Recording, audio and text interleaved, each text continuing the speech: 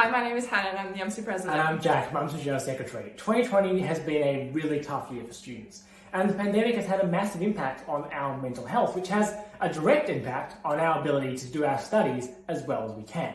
And indeed, our great and glorious leader, Vice Chancellor Duncan Maskell, is all about this.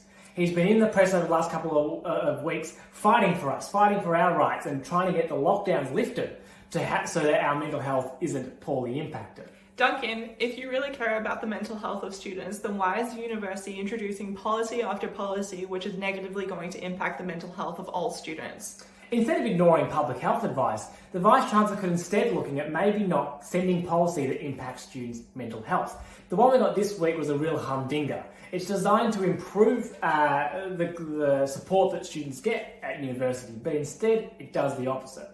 It creates these Orwellian-style student progress committees. What happens is a university staff member can identify a student who may be struggling with poor mental health, and they get referred to these committees. Instead of supporting the student, these committees can either decide to suspend a student's enrolment or even terminate it completely. What makes this policy even worse is that the staff members that make up these committees have no requirement to have a background in the mental health issues that students are impacted by.